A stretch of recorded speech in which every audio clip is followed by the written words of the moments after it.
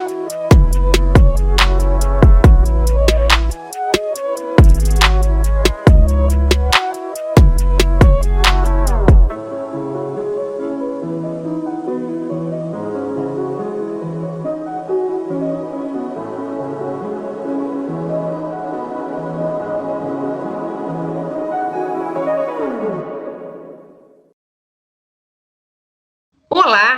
bem-vindo ao programa Resenha. Hoje nós vamos conversar com o perito Rildo Silveira, que é perito em crimes contra crianças e adolescentes. Trata também sobre abuso sexual, pedofilia e violência doméstica. É presidente da Comissão de Defesa da Criança e Adolescentes da Internet, a PECOF. Importantíssimo a gente falar sobre esses crimes da internet. Tem mestrado em Sexologia, mestrado em Psicanálise, especialização criminal, em Criminologia, em Perícia Social e Psicossocial no campo sócio-jurídico. Bem-vindo, doutor Rildo, é um prazer conversar com o senhor. Prazer meu, boa noite a todos.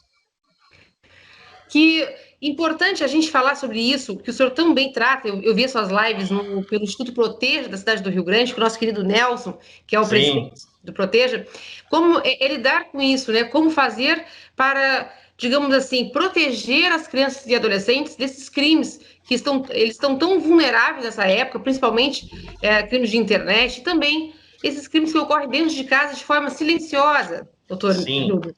Sim, bom, primeiramente é preciso começar pelo fato que as nossas crianças, elas são a parte mais vulnerável da nossa sociedade e principalmente hoje em dia, né, por todos esses acontecimentos, esses crimes que estão acontecendo, a gente está percebendo uma forte vulnerabilidade dentro do próprio lar. Então, já tudo isso já mostra que a realidade que nossas crianças estão vivendo hoje em dia é uma realidade muito, muito, muito delicada. Você abordou um detalhe muito importante logo no início da nossa direta, sobre a questão dos crimes também cometidos pela internet. Eu começo pelo princípio e pelo fato que não existe diferença entre o pedófilo que age na internet e o pedófilo que age fora dela. Porque existe um denominador comum, existe o mesmo objetivo, existem técnicas de aproximação da criança com a criança, tá, com a vítima, que, sim, claro, é diferente do ambiente virtual, do ambiente, digamos assim, da realidade tradicional. Porque na internet é possível que o criminoso possa manter uma certa, digamos assim, um anonimato. Mas as técnicas de abordagem é sempre a mesma. O pedófilo, ele escolhe a própria vítima, principalmente ele faz uma seleção e escolhe a própria vítima pela vulnerabilidade. Daí começa todo esse princípio de aliciamento até a concretização do crime em si, que, por exemplo, pode ser o crime virtual, através do pedido de obtenção de fotos ou vídeo pela vítima, né? Que pode ser através de chantagem, através de ameaças, etc., que depois se torna praticamente a concretização do ato. E, na realidade, é praticamente a mesma coisa, só que, na realidade, ela se concretiza através do abuso ou do estupro mesmo. Então, é preciso tomar cuidado, principalmente nesse caso, né, os pais, para monitorar constantemente a atividade dos próprios filhos na internet. Essa aqui é uma coisa que eu continuo forte e firme nessa luta, porque, infelizmente, hoje temos uma exposição exagerada dos filhos, dos menores na internet, que cria um perigo muito grande, porque a maioria dessas fotos que são colocadas, são postadas pelos pais, tipo, tira foto do próprio filho, sei lá, de sunga, da menina de calcinha, ou do neném, por exemplo, de fralda, ou totalmente nu na hora de tomar banho, é um perigo muito grande. E as pessoas, muitas vezes, elas não percebem isso. Tem pessoas que não fazem isso, digamos assim, de má fé, né? Claro, Mas é uma coisa que acontece porque, muitas vezes, até na ignorância, a pessoa não pensa das consequências. o senhor está Tá? falando uma coisa muito importante, porque às vezes a gente abre as redes sociais e a gente vê crianças ali expostas, que os pais Muito. estão naquele momento íntimo, a gente sabe que os pais estão postando justamente porque é um momento alegre, é um momento feliz, aquela família, mas que um pedófilo, um abusador vai estar olhando aquelas fotos já com Sim, intenção, ou má intenção, na verdade, né? sim, exatamente por esse motivo que eu acho que a conscientização é um dos principais meios de prevenção Uhum. pelo enfrentamento aos crimes de cyberpedofilia. Eu, como presidente da Comissão de Defesa da Criança e Adolescente na Internet, da PECOF, posso dizer que é preciso Uhum. também responsabilizar os pais, é preciso que os pais tomem também determinados cuidados e monitorar as atividades dos próprios filhos, saber com quem o próprio filho interage na internet, monitorar os acessos a todos os sites, por exemplo, Sim. que o filho está acessando, assim como colocar regras e restrições, que é muito importante. Até Uhum. porque, Renata, existe um problema grande. Muitas dessas crianças, desses adolescentes, eles acham que a partir do momento que o pai ou a mãe começa a colocar regras ou restrições, ou começa a monitorar a atividade do filho na internet, ou nas redes sociais, ou telefone, Uhum. acham que isso daqui é uma violação da privacidade. E, na verdade, não é uma violação da privacidade. Sim, exato. É simplesmente um meio importantíssimo de prevenção, porque os perigos da internet são uma multidão. Existem, por exemplo, através também de fatos reais, concretos, né, mesmo de operações da Polícia Federal, que a maioria das fotos que os pedófilos, por exemplo, eles utilizam para fazer montagem, até montagem ou reproduções simuladas de cena de sexo, elas são só imagens pegas das redes sociais. Uhum. E muitas vezes os menores aliciados, muitas vezes eles são encontrados através do monitoramento por parte desses pedófilos nos perfis dos próprios pais. Sim, Exemplo, começa a ver que uma mãe começa a expor muito o próprio filho, o pai que começa a expor a rotina do filho. Então, sim, isso chama muita atenção. sim, é Eu sei, verdade. eu sei que muitas vezes a gente não pensa, né? Nossa, é lindo colocar uma foto do filho, mas eu acho que a demonstração de amor, de carinho pelos próprios filhos, hoje em dia, Uhum. pela realidade que a gente vive, eu acho que o primeiro ato de amor e de consciência, de responsabilidade também que um Uhum. pai ou uma mãe deve tomar, é aquela de zelar a imagem do próprio filho na internet, Sim, porque isso aqui vai, além de preservar a imagem, preserva também a incolumidade do próprio filho, porque não é só crimes ligados a pedofilias que acontecem, existem muitas coisas, existem pessoas também que podem planejar, por exemplo, sequestros, que podem planejar outros tipos de coisas, entendeu? Outro tipo de crimes que acontecem, roubo de dados, enfim, então é um ambiente muito. O mundo da internet ele é um sim. mundo tão amplo que a gente não consegue nem ter a ideia, Uhum. tá? De onde que uma imagem pode. Qual é o destino, por exemplo, de uma imagem que a gente coloca na E uma internet. coisa importante da gente ressaltar é, assim, muitas crianças têm redes sociais, às vezes estão falando aquelas redes sociais e dizem, ah, é com um amiguinho, com uma amiguinha, mas que não conhecem. E É, na exatamente. verdade pode ser algum criminoso do outro lado da tela. Sim, sim, exatamente. É por esse motivo que. Como que se dá como que eles conseguem, doutor, fazer essa chamada com a criança, sabe? Chamar essa criança, começar a conversar e envolvendo de tal ponto que a criança cai nesse problema, nesse crime. Como é que acontece isso? Porque é bom que os pais fiquem alertas, porque às vezes acham que é uma conversa simples com alguém que conheceu e não é bem assim, é muito perigoso. É muito perigoso e tem também uma situação até, digamos assim, meio que bizarra, né? Em que sentido? O pedófilo ele tem uma estratégia particular. Ponto primeiro, na internet ele tenta de não criar nenhum tipo de vínculo com a própria vítima, porque criar um vínculo seria já praticamente poder chamar atenção e poder, de uma certa forma, ele se disponibilizar, por exemplo, Uhum. a até alguém a descobrir que a criança ela está interagindo, tá? Então, assim, eles criam perfis falsos, normalmente eles tendem a criar perfis, por exemplo, com imagem de desenho animado quando se trata de criança, ou abrir, por exemplo, perfis fake com personagem da TV, ou abordando, ou, por exemplo, participando de páginas ou de outros tipos como posso dizer, de rede social, tá? Em onde tem temas que são de interesse mesmo da criança ou do adolescente. Então, ele cria uma interação, cria um feedback com as vítimas diretamente para fazer o quê? Para ele fazer parte daquele grupo, para depois poder escolher, a partir daquele momento, ele escolhe. É a mesma coisa quando a gente fala do abuso sexual.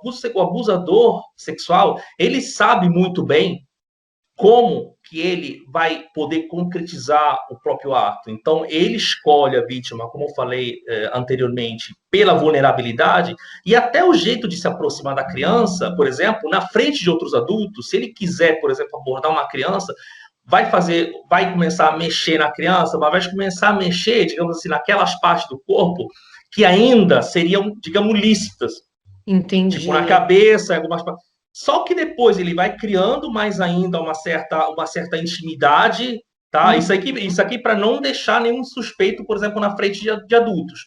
Mas isso é só uma estratégia para depois ele ganhar uma maior confiança por parte da futura vítima, tá? Em poder depois, ao pouco, mexer em outras partes do corpo, até poder concretizar o abuso.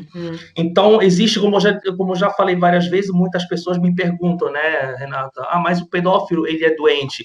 Bom, eu vou começar pelo princípio que, para mim, doença é outra coisa. Não é a questão ligada à pedofilia, dizem que é um transtorno, que o pedófilo ele age por fortes impulsos. Eu sou totalmente contrário a esse tipo de afirmação, ou seja, dizer que o pedófilo ele age por forte impulso, porque ele não passa por nenhum tipo de alienação mental. A diferença do psicótico. Então, tudo aquilo que ele faz, ele tem plena consciência. Se a gente for analisar a dinâmica de como que acontecem os crimes de abuso, o abusador sexual, ele sabe muito bem que, sendo um crime que ele vai cometendo dentro de um contexto clandestino, ou seja, longe de testemunha, ele sabe que as únicas duas testemunhas são ele e a vítima. Certo. Então vai ser a palavra da vítima contra a palavra dele, tá?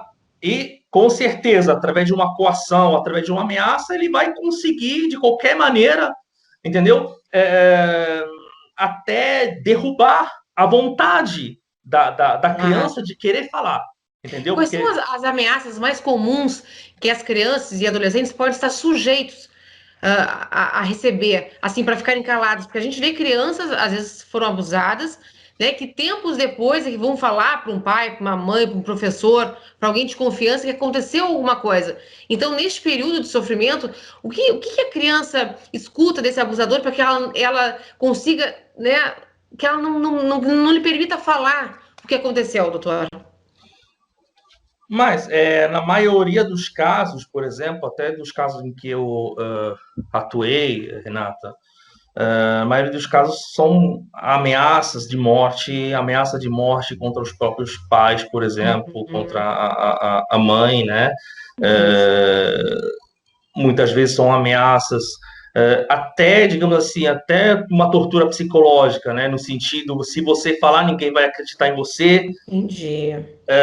E existe isso. Ou eu até peguei caso em que o abusador falava falou para a vítima, tua mãe já sabe que isso acontece. Então, assim, a vítima existe em contexto em que tem uma conivência, existe em contexto em que tem omissão, existe em contexto em que a vítima ela é ameaçada e ela não tem, como posso dizer, não consegue encontrar a coragem de poder falar por vários motivos. Podem ser bloqueios emocionais, podem ser esse medo também de ser desacreditada. Claro, tá? sem dúvida. E quando se trata, por exemplo, de um adolescente ou uma adolescente já que está numa idade um pouquinho maior do que uma criança, muitas vezes quando eles não denunciam, ou seja, não denunciam no sentido quando eles não falam, não encontram a coragem de falar, de expor aquilo que eles sofreram, muitas vezes é porque existe um bloqueio emocional tão forte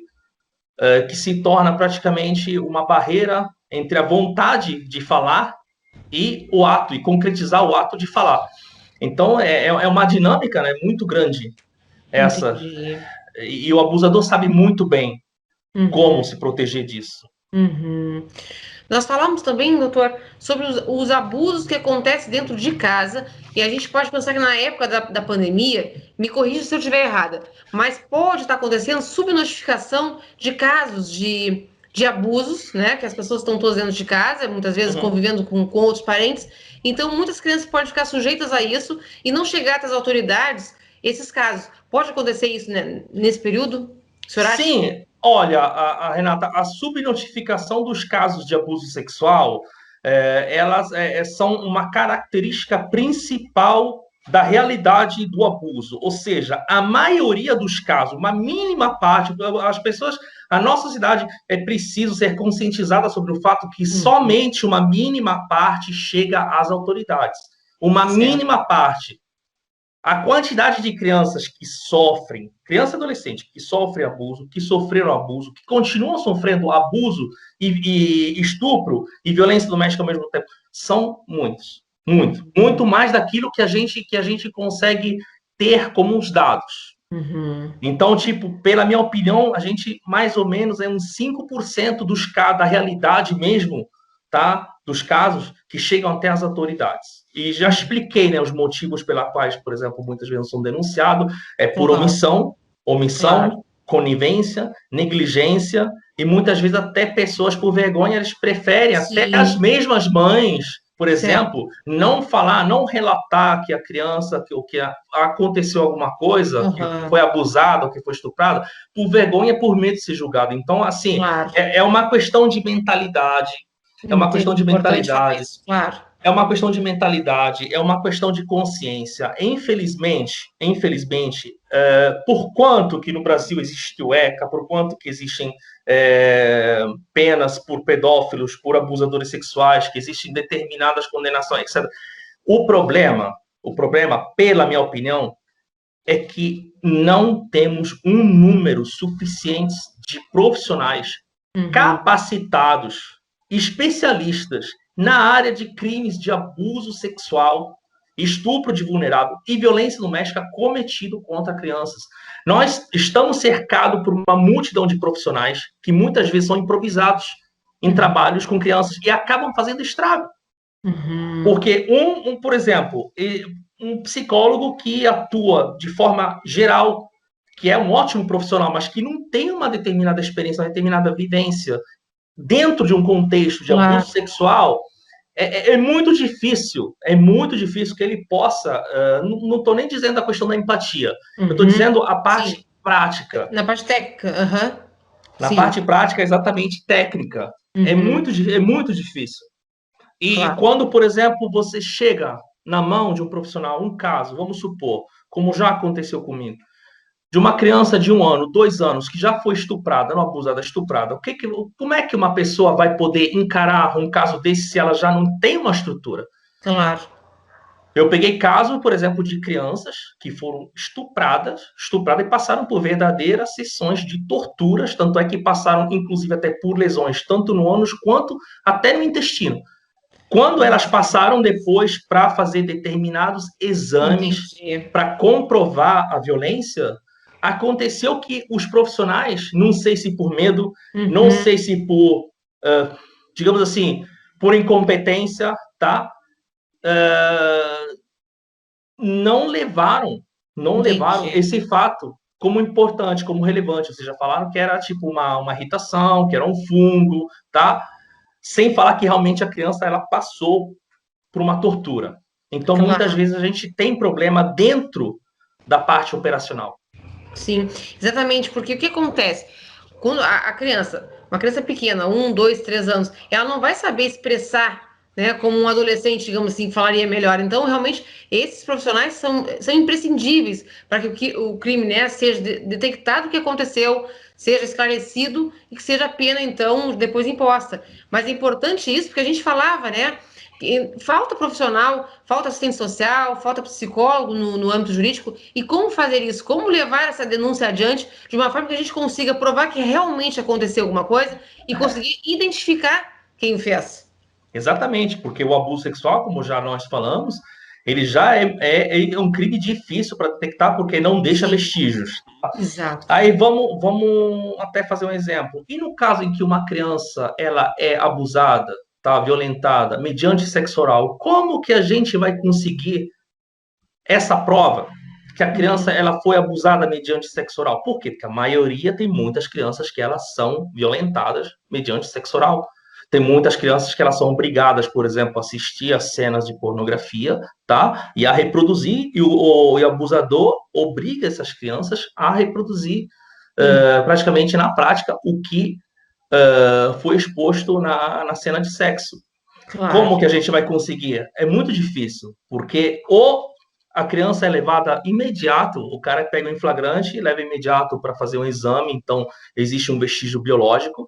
Se não Claro. existe um procedimento de detecção, por isso que é muito importante, inclusive, que as mães que têm até uma suspeita do que o próprio filho, a própria filha possa ter passado por uma situação abusiva, Uhum. ou, ou qualquer suspeita de controlar também a boca da criança, porque às vezes uma herpes, o herpes com frequência, determinadas plaquetas brancas que se formam dentro, podem ser também indícios de Uhum. abuso, tá? Certo. Assim como determinados comportamentos sexualizados, por exemplo, de crianças, tá? Podem ser também indícios das crianças ter sofrido ou ter presenciado uma determinada situação abusiva, que só o fato, por exemplo, até de presenciar uma cena de sexo mediante Sim. pornografia, quando eles são obrigados, isso aqui também é uma forma de violência. Uhum. É importante que o senhor diga isso, porque pode ser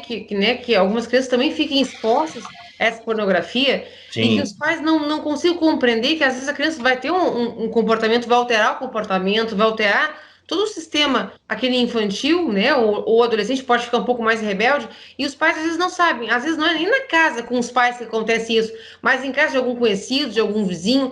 Então é sempre importante estar muito alerta a esses cuidados. sim. Até, recentemente, inclusive, foi divulgado na internet que alguns estudos, né, não vou nem citar as fontes, etc., Uhum. porque eu acho que o mais importante é a tipologia de conteúdo absurdo que foi divulgado, o Sim. fato que foi falado que fizeram alguns estudos, né, especialistas fizeram um Exato. estudo em que a pornografia ela tem benefício no desenvolvimento da criança. Bom, ponto primeiro, se isso for verdade, então eu sou um louco, que eu estou fazendo há anos campanhas exatamente Claro. contra a exposição de crianças à pornografia.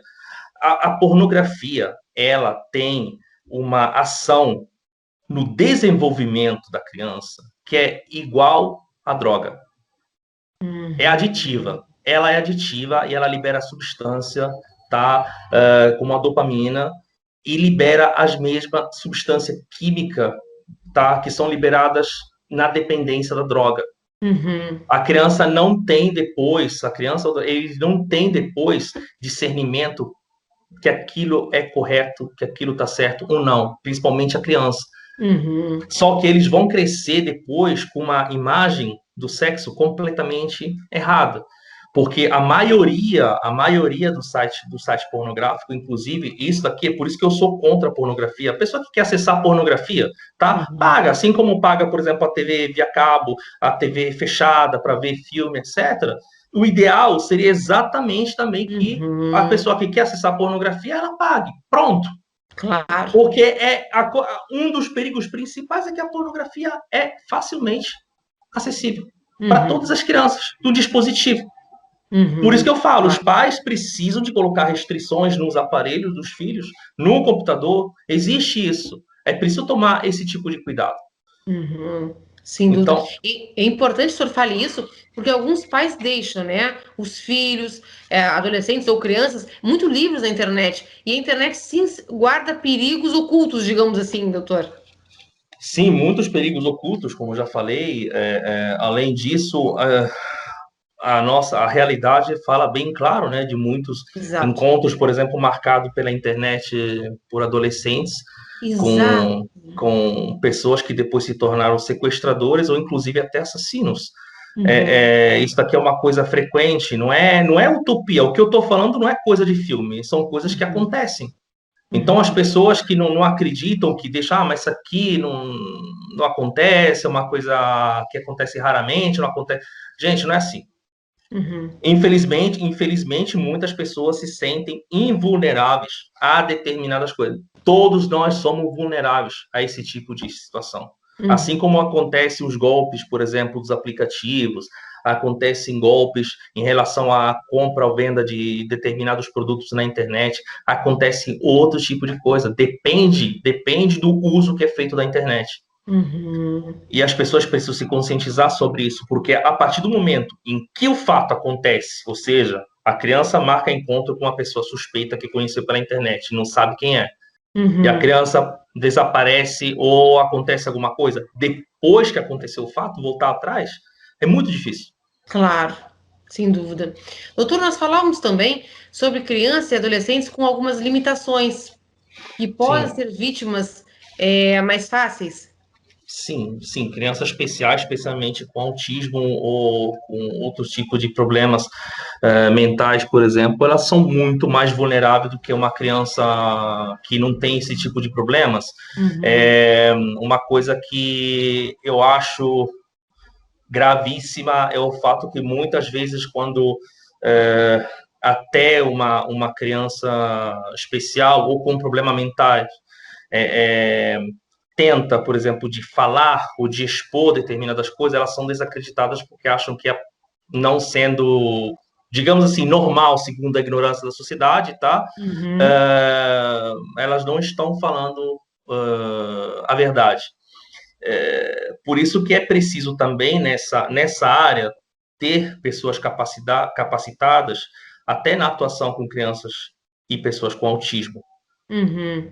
com síndrome de Down, com problemas mentais, porque existem sistemas, existem técnicas, existe metodologia para poder detectar sinais de abuso e de violência com essas crianças, tá? Uhum. Através de forma lúdica, com determinadas crianças, por exemplo, com síndrome de Down, crianças com autismo, existem determinadas atividades, inclusive até através do mesmo desenho, que é uma técnica que eu utilizo há muitos anos e que Uhum. dá resultados. Através do desenho também é possível detectar o fato que a criança está passando por uma situação abusiva. Não estou dizendo que o desenho ele Uhum. é como se fosse um laudo, digamos assim, médico Não é legal. conclusivo, Não, claro.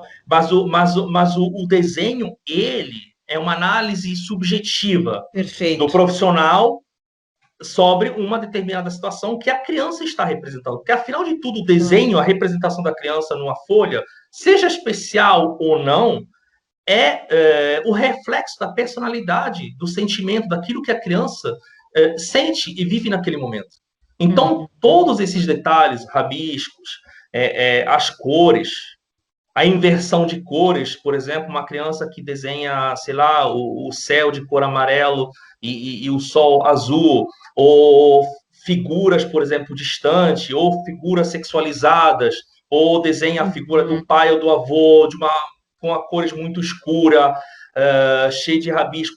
São todos indícios. Não Uhum. estou dizendo que são todos indícios de violência, mas Claro. existem determinados contextos que nós ajudam também a poder depois levar essa análise de desenho e da análise de interpretação do desenho para outros profissionais, por exemplo, da área da psicologia, que através do trabalho deles podem depois confirmar se é ou não, tá, uma situação abusiva que a criança pode ter sofrido.